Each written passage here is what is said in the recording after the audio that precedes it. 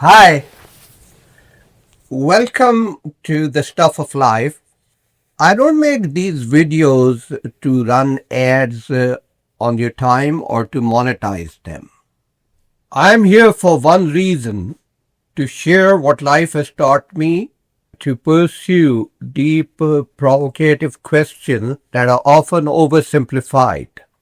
If something here resonates, if it makes you pause or see things a little differently, do consider liking the video or subscribing to the channel. It is simply a way of saying that this conversation matters. Let's now get into today's question. Tell me, how much of your daily energy is spent in managing a ghost?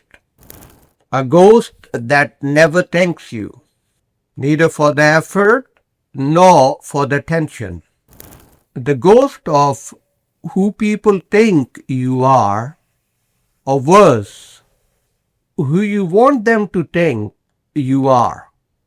Most of us spend decades building a facade.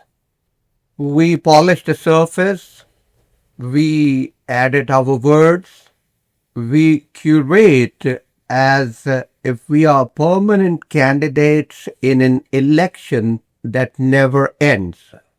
We do it so naturally that we don't even realize that we are doing it.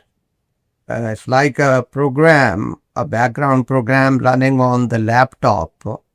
It drains the battery, but you never see the icon. But then a moment arrives, quietly. No announcements, no big fireworks. You just realize that the pressure is starting to lift. You don't need to be impressive anymore. And what replaces it is a quiet, strange, slightly terrifying freedom. Think about the sheer weight of an image. When you're trying to impress, you are constantly auditing yourself, aren't you? You are in a room, but you're also hovering over the room. You are hearing to your own words. You're watching the reaction of the person sitting across from you. Did they laugh? Did they look impressed? Do they think I am successful? Man, it's a performance, and performances are expensive. You know what? We learn very early that approval is the currency of belonging. Our parents praise, then our teachers nod, and then our boss's evaluation. We start living outward. We begin asking ourselves, how does it look? Do I sound intelligent? Am I falling behind? We become managers of perception of our performance, our image, our appearance, whatever. But the problem is, the perception has no finish line. It's like a treadmill. And then there is always someone more accomplished, more articulate, more together. But here is the liberating truth that changes everything. Most people are too busy managing their own image to study yours very closely. We imagine invisible audiences judging our careers, our homes, even our clothes. But those audiences exist mostly in our minds. Most people are preoccupied with their own worries and their own insecurities. They aren't the audience to your performance. They are fellow actors, just as nervous as you are, wondering if you are judging them. Once you see that, something relaxes. The first thing you feel isn't joy. It is actually a bit of a vacuum. You might ask, if I am not the impressive one, then who am I? We spend the first half of our life trying to be somebody. But there's a specific kind of magic in finally becoming nobody. Not a failure, but someone with nothing to prove. When you don't need to impress, the room changes. You start to see people as they are, not as mirrors for your own ego. You listen differently. You are no longer waiting for your own turn to say something clever. You're actually hearing them. And strangely, when you stop trying to be interesting, you become far more compelling. Authenticity is rare.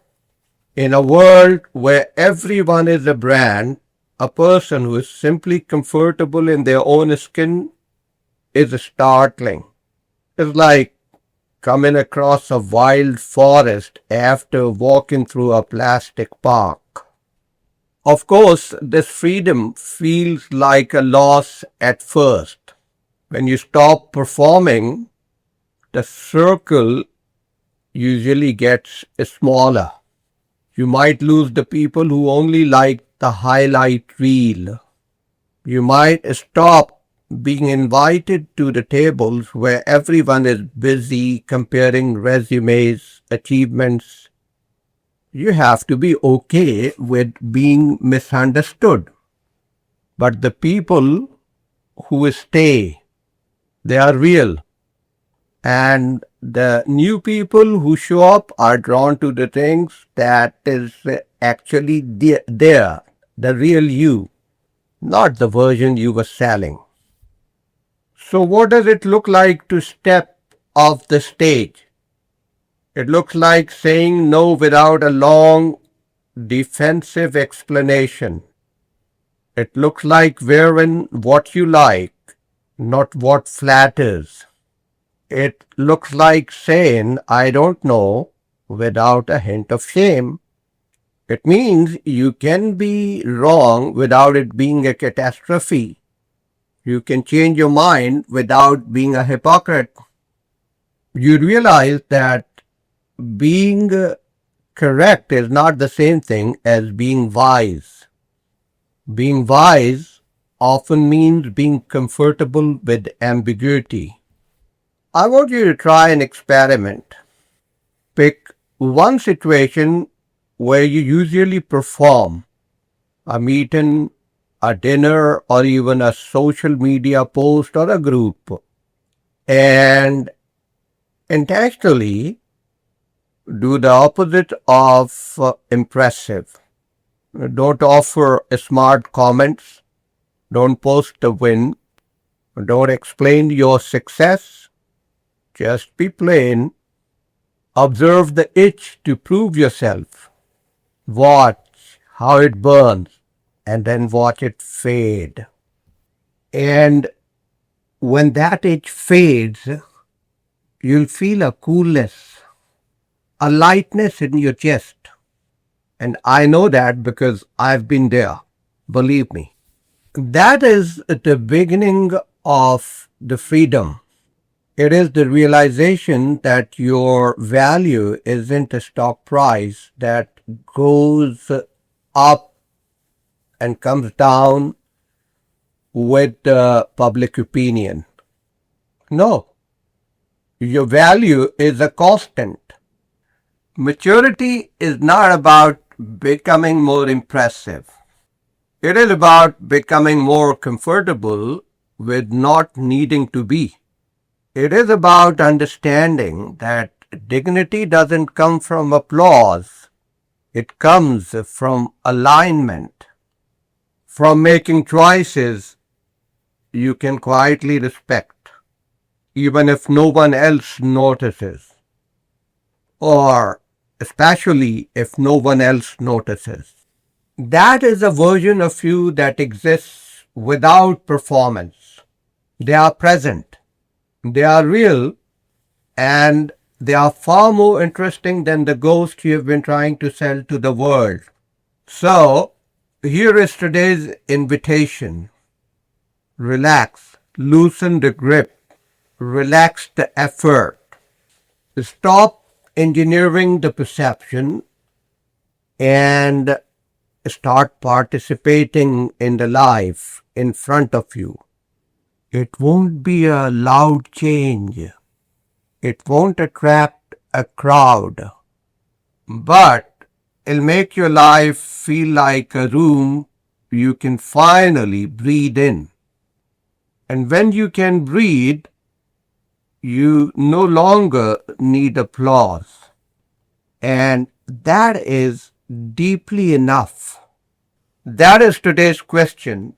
And if it stayed with you, if it nudged something loose, then the conversation did its job. So look after yourself. I'll see you next time. Thank you. Bye-bye.